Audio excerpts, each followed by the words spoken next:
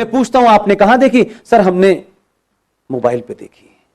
अरे मेरे भोले लोगों, ताशकंद फाइल को पिक्चर हॉल में देखने जाते तो उसके 2 रुपए विवेक अग्निहोत्री को मिलते हैं।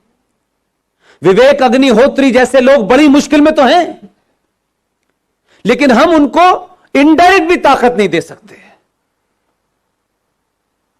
वो किन किन से लड़ रहा है, किन हालात में बना रहा है, और उसके बावजूद डिस्क्रिमिनेट करने वाली ताकतें उसका डिस्क्रिमिनेशन कर रही हैं। लेकिन 90 करोड़ में से 10 करोड़ लोग तय कर लेते कि इसकी फिल्म देखने जाएंगे, क्या फर्क पड़ता है यार, हमारा नॉलेज ही बढ़ जाएगा, वो ओरिजिनल डॉक्यूमेंट ही देखने को मिल जाएंगे, क्या फर्क पड़ रहा है। एक बार तय कर लेते। वो अब कश्मीर फाइल बना रहे हैं। कैसे बना रहे हैं मैं जानता हूं। जरूरी नहीं है कि हर चीज का ढंडोरा पीटा जाए ढम ढम करके तभी होगा। दूसरी ताकतें इतना मजबूत करती हैं उनको कि पैसा वही बट रहा है पूरे उसमें। पूरी फिल्म इंडस्ट्री 2 हिस्सों में खड़ी हुई है, लेकिन जो आपके साथ है वो ताकत में नहीं है। वहां काम उसी को मिलेगा जब उस एजेंडे वाले के पास जाएंगे। 272 स्क्रिप्ट राइटर हैं, उन्हीं से लिखवानी है आपको फिल्म, पैसा घुमा के वहीं जाना है, क्योंकि वो एक मिशन मोड में है, आप फैशन के मोड में हैं। हम अपनी कमियों को समझें। हमसे जो 1000 साल पहले भूल हुई थी मैं नहीं जानता क्या थी, लेकिन लगता है मुझे आज के दौर को देख करके कि कुछ भी नहीं होता, हिस्ट्री रिपीट हो रही है। जो काम आप कर रहे हैं वो हमारे लिए शायद उसका तत्कालिक कोई फायदा हो ना हो, लेकिन आने वाली नस्लों के लिए होगा। यह तय होगा कि 20 साल के बाद मेरे बच्चे टोपी लगाएंगे, मेरी बेटियां बुर्का पहनेंगी या नहीं पहनेंगी। अगर नहीं चाहते हैं तो ताकत से खड़े होइए। वो कौन है, कौन नहीं है, कैसा है, बुरा है, अच्छा है, यह महत्व नहीं है। इस समय कई सवाल पूछने का समय नहीं है। दूसरे सवाल नहीं पूछ रहे हैं, पूरी दुनिया में है। पाकिस्तान नेशनल असेंबली का चेयरमैन चिट्ठियां लिख रहा है सऊदी अरब को। 2.5 लाख की रैली निकल रही है उस बांग्लादेश को जिसे आपने चड्डी बनियान पहनना सिखाया है। नंगे घूम रहे थे वो, जिनकी आधी आबादी आपके मुल्क में है, और आपके मुल्क में सत्ता लोभी लोग उनको कह रहे हैं इनको रखो, ये हमारे दबान है, क्योंकि इन्हीं से हमें वोट मिलेगा और इसी हम सत्ता में रहेंगे। यही कारण रहा होगा 1000 साल पहले भारत के गुलाम होने का, जो आज दिखाई देता है मुझे। कैसे कैसे नारे लग रहे हैं इस देश के अंदर। हर राज्य एक अलग अलग बात कर रहा है। कोई यूएनओ चिट्ठी लिख रहा है, आपके लोगों की गिनती ज्यादा है उसमें। वही ताकतें बाहर निकल रही हैं। सबके नाम नहीं लेना चाहता, इतने महान नहीं उनका नाम लूं मैं, लेकिन राष्ट्र को आपकी जरूरत है। और आप समझ लीजिए, हम सब लोग इतने बेहया हो चुके हैं, इतने बेगैरत हो चुके हैं कि हम जरा सा अगर हमारे आदमी में कहीं कमजोरी हो गई, जरा सी कहीं हल्का सा भी वो कमजोर पड़ा, हम पहले लोग हैं जो ये कहेंगे। हम बहुत कह रहे थे यार इतना नहीं करना चाहिए था, देखो देखो इसने इतना ज्यादा कर दिया था, हम इतने मक्कार लोग हैं। हम उसके बुरे वक्त में, क्योंकि ये उसका बुरा वक्त नहीं है, ये देश का और राष्ट्र का बुरा वक्त है। इस वक्त कुछ भी नहीं सोचना है मुझे, न मैं सोचना चाहता हूं, न मेरी कोई महत्वाकांक्षा है। हम अगर 5 लोगों को जगा सकते हैं तो 5 को जगाएं, क्योंकि हमारे यहां कुछ लोग सो नहीं रहे हैं, हमारे यहां जगे हुए लोग भी सोने का बहाना कर रहे हैं। लिहाजा ऐसे सम्मेलन हर दिन होने चाहिए, हर जगह होने चाहिए, सड़कों चौराहे पर होने चाहिए और खुले में होने चाहिए, ताकि एक बार में लाखों लोग सुने। इसकी यह महत्वता नहीं है कि इसमें कौन बोलने आया है, कौन चीफ गेस्ट है, कोई ना कोई आता रहेगा। और आपने सोचा भी नहीं होगा कि इस देश में 15-20 लोग इसी समय देश के अलग अलग कोनों पे बोल रहे हैं। उनका किसी पार्टी से कोई संबंध नहीं है, वो किसी पार्टी के ऑफिस नहीं गए। हमारा राष्ट्रवाद राज्यसभा की कुर्सी तक महफूज नहीं रहना चाहिए। अब हम राज्यसभा में आ गए तो हमारा राष्ट्रवाद पूरा हो गया, अब हमें सत्ता की मलाई खानी है। उससे पहले हम बहुत राष्ट्रवादी थे। मैंने कई लोगों को रातों रात बदलते देखा है पिछले 6 महीने में, माफ कीजिएगा। एकदम दुकान बंद हो गई है उनकी। अब वो पॉलिटिकली करेक्ट हो गए हैं। अब उन लोगों में बैठना है जिन्हें इंटेलेक्चुअल कहा जाता है। अब उन्हें हिंदुत्व की बात करना थोड़ा सा ऐसा लगता है, भाई देखो हमें ध्यान तो रखना चाहिए, इस देश में 35 करोड़ मुसलमान हैं, तो 6 महीने पहले क्यों बोल रहे थे? इसलिए आपके यहां ईमानदारी नहीं है।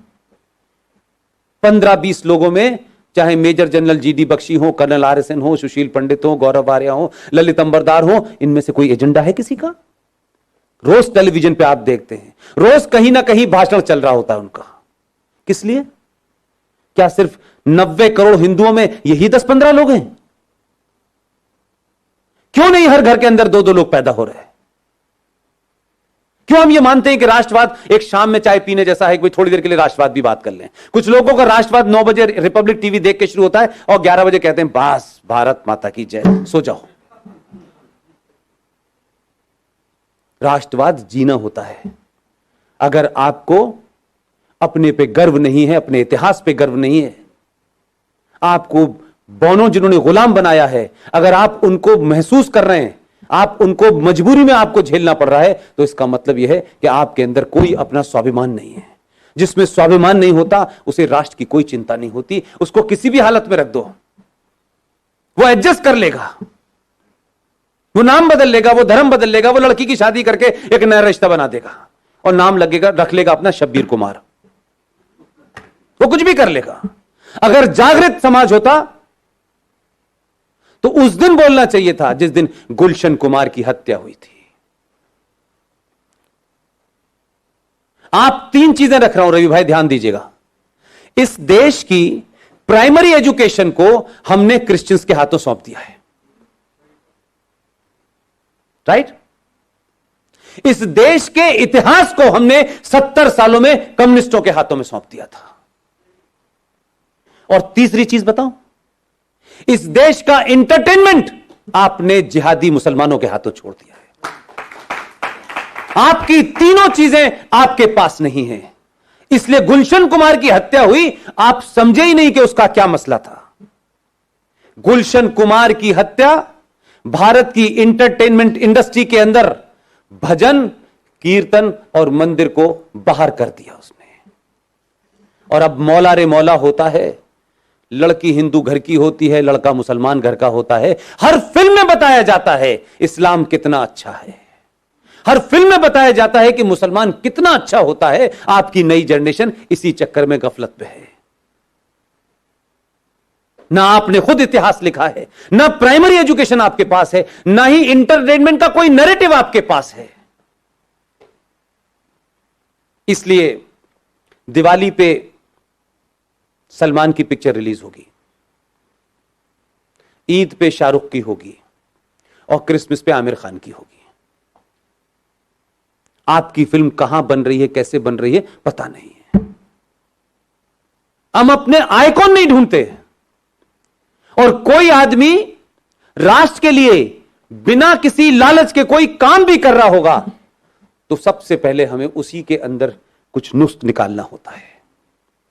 हम उसको कैसे मजबूत करें इसकी हमें चिंता नहीं होती। हम एहसान करते हैं। हमारे दोस्त, बड़े अजीज, बेहतरीन इंसान विवेक अग्निहोत्री ने फिल्म बनाई ताशकंद फाइल। आपको कुछ कुछ चीजों का अंदाजा है? इस बार के एक बड़ा अवार्ड मिलता है, उस अवार्ड में 2 ही फिल्में फाइनल हुई लंबी 10 फिल्मों में से। एक कोई गिल्ली डंडा फिल्म बनी थी, क्या बनी थी, कुछ गली बॉय, एक वो थी और एक ताशकंद फाइल थी। दुख दूसरा है मेरा, सत्ता बदली लेकिन अभी व्यवस्था नहीं बदली है। जिस मोहतरमा ने नरेंद्र मोदी को चिट्ठी लिखी 50 लोगों के साथ में सूड और मक्कार इंटेलेक्चुअल्स के नाम पर, उस बंगाली महिला वो उसकी चेयरमैन थी। उसने ताशकंद फाइल को इसलिए नहीं लिखा कि उसने प्रधानमंत्री को चिट्ठी लिखी थी कि इस मुल्क में इंटॉलरेंस बढ़ गई है और हिंदू गुंडागर्दी सबसे ज्यादा हो गई है। तो विवेक अग्निहोत्री की फिल्म को उसने फाइनल नहीं होने दिया और गली बॉय को दे दिया।